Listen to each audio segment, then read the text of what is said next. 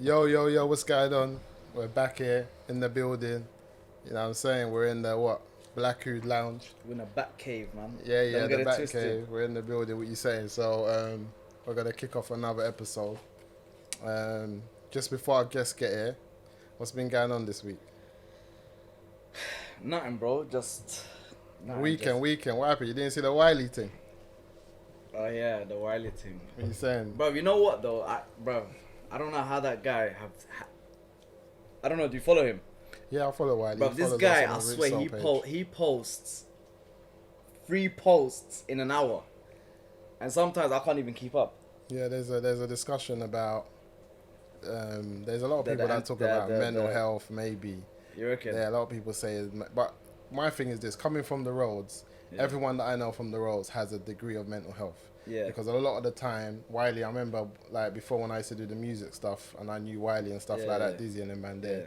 Wiley's been cut, stabbed, everything. Yeah, So yeah, I think to yeah. myself, I was when you're a about- young person, Yeah. you've been stabbed, you've been cut. Yeah. Like I was telling my man Vic Santora that time when we went to Lincoln for the shoes for the resale thing, is that a lot of us are like child soldiers. Yeah. Because you have to think about it, we're trained to be in some type of conflict with a postcode around the corner from us. Yeah. And when we see anything that moves on the block, we're just like, "Bro, who's that?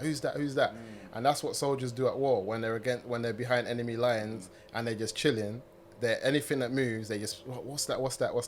So I feel like a lot of the people coming from the streets or the mandem, whatever you might call it, a lot of us have got mental health to an extent. It might not be to the point where it's just out there, you see it or a person's going through it, but sometimes your way of thinking and your mental state What do you think? is not that normal. Do you think he's possibly doing all of this to kind of like stay relevant though?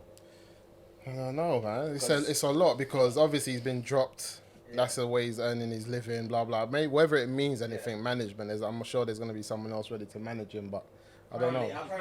Apparently he left. He said he's got an album coming out. I heard. I don't know if it's true. Yeah, But he's got No, but something. the manager he left the manager. The manager didn't leave him. yeah. So he was just shouting at them, saying, "Oh, you fool! I left you lot. You don't leave me," kind of thing. But Okay. I don't know. To me, I don't know. Is it bad that I feel kind of sorry for him sometimes? Like Yeah, no, I feel like the way he anyone- moves, like he's just he's just like Yeah, it's a bit. I'm with you. You I'm know what with was you. weird that Yeah. because obviously he had it run, but it was short videos. So it was Yeah. almost like something was happening and he was posting it. Something was happening Yeah. and he was posting it. So he wasn't giving himself time to process. That's what I was saying. You will post like 3 videos in 1 hour, man. Yeah, He's just trying to reply to everything in real time. Yeah. Okay, so yeah, he's not giving himself So time he's to process definitely- what people are saying. That's the problem. You can't beef people online, social media. A lot Can't of the beat the time, internet, you're man. beefing like a 14-year-old in the basement somewhere in his mum's house, and he's just winding you up. And then you're like, by the time you come to realize you said a load of nonsense off the back of a heated conversation, and you're like, who am I even beefing? Who am I even arguing with? Because a lot of the things that Wiley said, it's like you have to break it down. Obviously, for me, I don't understand. I'm not going to say I'm an expert on anti-Semitism and blah, blah, blah. But from what I understood, like Semitic people were like Palestinians, Jews. It's not just one group of persons. So when you're anti-Semitic, it's like it's a wide range of people. What we're does it talking actually about. mean though? What does it mean? What does it mean? A Semite means Semite. Yeah, what does it mean? Arab. Jew, Descendants of Jew. Ibrahim, isn't and it? yes, The correct, descendants and of one other. Ibrahim and Ismail. Yeah, okay. So if you're descendants It's of the Ibrahim, Abrahamic faiths. okay, the Abraham. So Jews, Christians, and Muslims coming from that type of bloodline. So that means the Arabs should get offended as well, then, Yeah, no? that's They what should I'm they saying, should yeah. they should be making This has always hype, been the no? argument when people Palestinians speak about the conflict or the annex of the West Bank, and we get the accusation of anti-Semitism. How are Semitic people anti-Semitic? It doesn't make any sense. Yeah. Do you know what I mean? So you have to take into context of what it is, and a lot of people who throw it around, they don't even know the context of it themselves. So that's Yeah, something because that has that's to be- all I'm hearing. Wiley's anti-Semitic, he's anti-Semitic, blah blah blah. You got blocked. And a lot of us will jump on the bandwagon because we've been taught The to bandwagon, understand. Yeah, the bandwagon. whatever it is. Yeah. It's like a lot of us have been taught to understand anti-Semitism is like being racist, right? Yeah. Someone's being racist and everyone's against racism and discrimination and things like that, which it might be to an extent, but I don't think we fully understand it. You know what I mean? Even recently, we've only come to understand who can and can't be racist. Is racism the same? Is racism Same as prejudice. It's prejudice or discrimination. I can discriminate on the facts that you're black. I can discriminate on the facts that you're short or you're tall, you're this, you're that.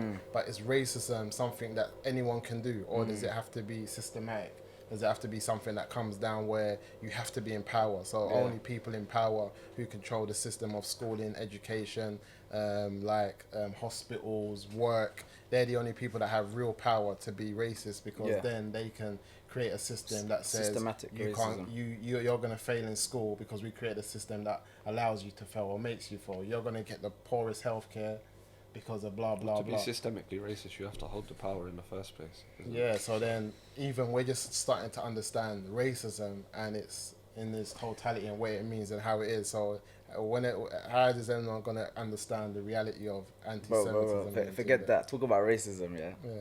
Did you see what happened to Tommy Robinson's house? No, what happened? My man left the country, bro. He's trying to relocate because someone burned down his house. I didn't see that. I saw. That's mad. That's mad. That's too much, though, man. I saw something about Tommy Robinson being a refugee in Spain or something. Yeah, That's too much, man. But would you say he brought that on himself? Or was that because I saw another video. He was with his family and someone was just he's having swearing. I've been dinner and man said, I don't care, F that, F this, and he was like, I'm with my kids, and I was like, F your kids, like man was just going overboard because like he's like what they say, the chickens that come home to roost, like he's created if an you want to environment. use like the same sort of rhetoric that he uses, is sort of an eye for an eye thing. Muslims do something, we should go out and X, Y, Z, and something happens to Muslims, then it's a result of what you've done.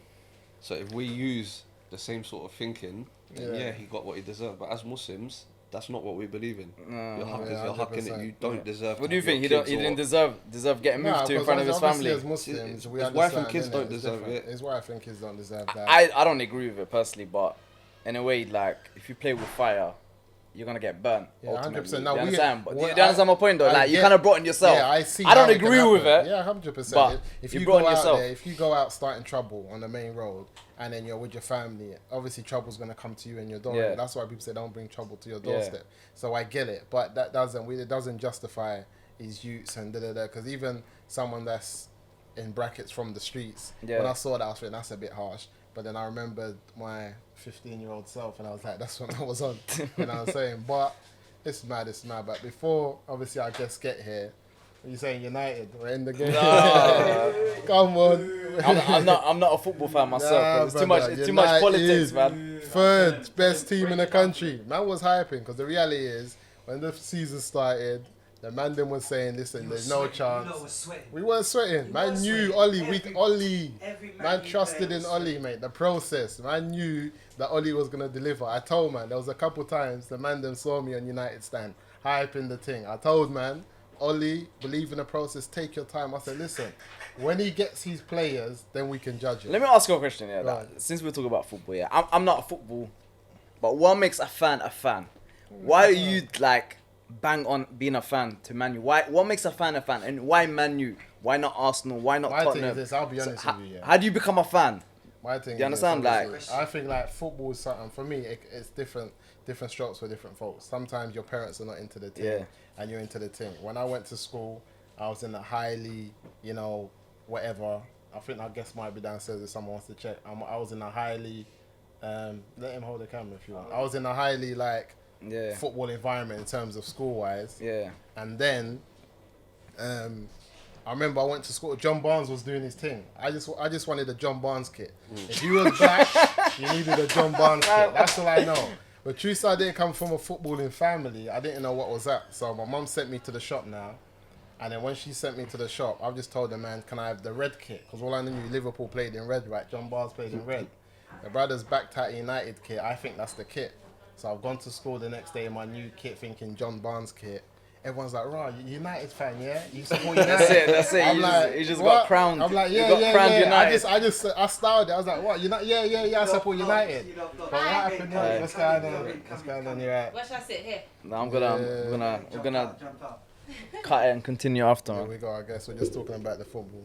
But yeah, come on. Okay, let's Yeah, right, take a seat, both you take a seat. Yeah, what we're talking about in terms of, obviously, Wiley's been, everyone's talking about anti-Semitic and being anti-Semitic. Do you understand that? I don't know what anti-Semitic means. This is what we're trying to say. It's like, because we come to an understanding, it's people who follow the Abrahamic faith or that come from that bloodline, right? The descendants from that particular... Correct, yeah. place, From that place. So we're talking about Jews, Christians, Muslims. It's a whole group of people.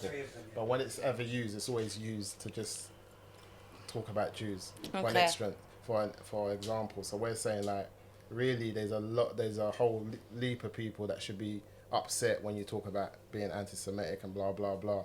But then we were saying that we've only just got to the terms of understanding what racism is, because a lot of the time people thought that anyone can be racist, but then we've come to understand that racist is something that has to be systematic. It has to be someone structural in it, someone in power. You have to be like, yeah, you have to have the power of the country that you're in to be able to create a system where your schooling's racist, your healthcare is racist, your employment system is racist. People oppressed based on the colour of their skin or religion. And that's just across the board. So, for example, no matter if you're a rich black kid living in Chelsea with rich parents, the systematic system that's been set up means that if you're put into a certain school, you're going to be dealt with a certain way. When you're in hospital, you're going to be dealt with a certain way. When you go against the police, you know what I mean? But you know what? I really struggle with this racist stuff because I feel like in the estates that I grew up in, it was diverse. Yeah, 100%. And it's always just been a conversation of like the rich and poor. Yeah, 100%. Because I see white boys, they got treated the same way that black boys got treated on my estate.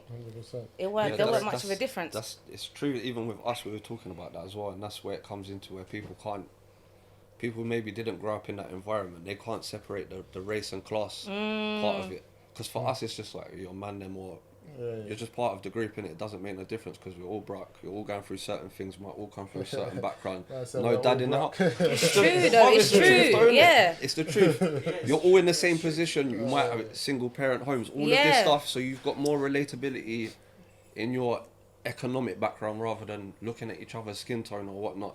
So you've got a certain bond, like when we're... But also the system treated them the same way exactly as well. I grew up in care. The white kids got treated, and to be honest, it's predominantly white kids that were in care.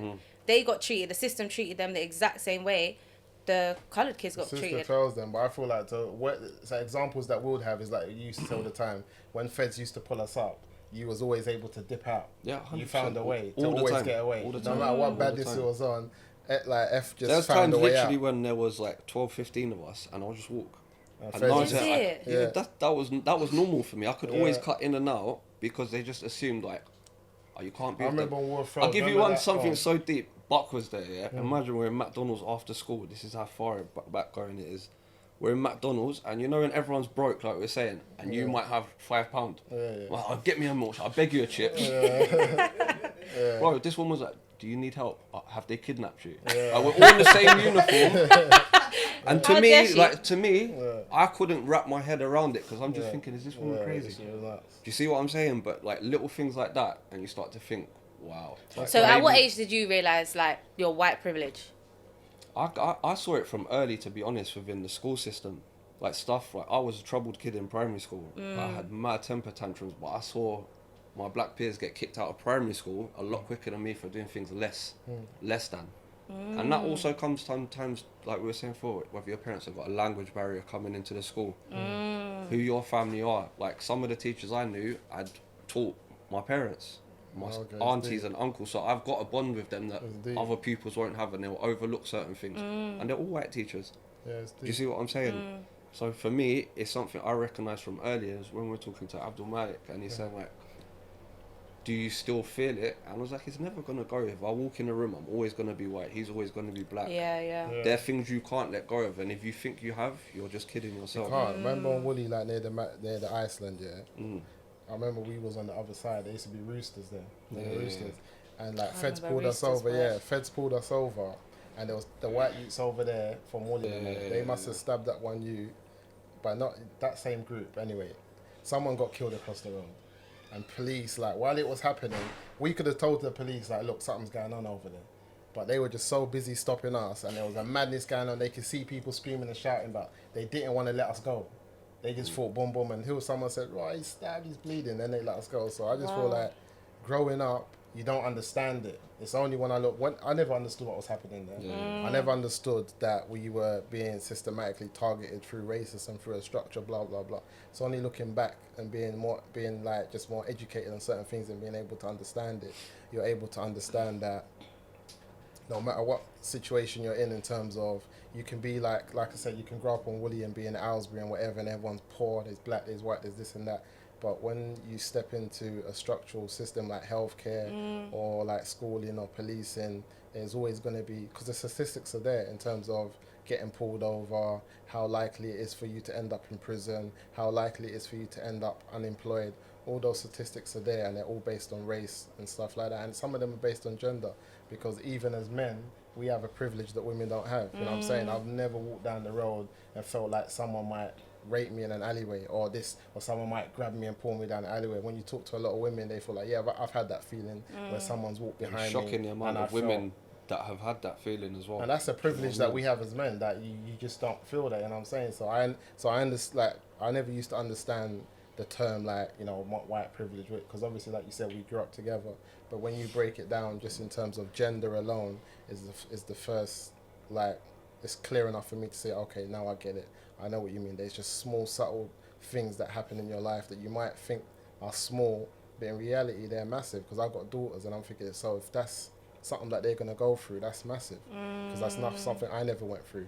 So it's something for the mum to talk to and just kind of understand. But yeah, it's a lot in the scheme of things. I've got But one question for him though. Have you ever used your white privilege in a situation? Have you ever felt like, bro, let me use my privilege right now to get out of the situation? But bro, even whether I mean, like, have you used it to your yeah, well, advantage? consciously I have, because I can walk into a courtroom and I have a couple of times. I put on a suit, I comb my hair, I brush my. I change the way I talk, and it makes a difference. yeah, 100%. Because there's certain cases or whatever from the past that maybe if I was a black male I wouldn't have walked out of. Actually, I'm pretty sure. Because I was able to use certain things, certain barristers and whatnot that other people wouldn't have access to, and they wouldn't have wanted to take on the case. They probably would have said, you know what, plead guilty, take an 8, Yeah. be happy. And when they told me that, I was like, you know, I'll get another barrister. Yeah. You're not telling me to take 8 years. Like, you're meant to be doing your utmost to get me out of the legal system. I've given you certain things that can help prove X, Y, and Z. Do your job. Where some people, they don't have family support outside of that. It's you're in jail by yourself. Do you see what I'm saying? And a barrister, there's loads of, come on, how many man name take a duty solicitor? Are you crazy? Yeah, it's rough. I just plead guilty, or just I don't do no comment. They don't want to waste their time. Get what you say, what you're saying, and that's it. So in situations like that, of course, you're consciously or unconsciously, you're going to use it. And whoever says they don't, they're lying, bro. But then there's other times, like I said, when we're talking to Abdul Malik, and he said, what about like when I was in Saudi and stuff? There's so many times I could have pulled that card, Yeah, the Arabs. but I love it. choose not to because I feel like I'm whoring myself.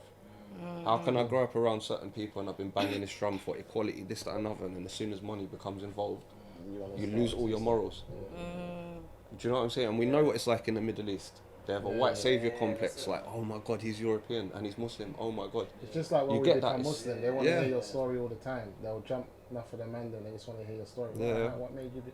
They forget that a load of us Yeah, converted to it's crazy. And it's in the Muslim community, it's very prevalent as well, because you see white brothers, whether it's in the form of spreading knowledge or having opportunities to go on TV and having certain platforms. If you're white, you can walk into it without going down the route of studying, having someone solidify your background. All of these things, you can walk straight into it where other people don't have the privilege.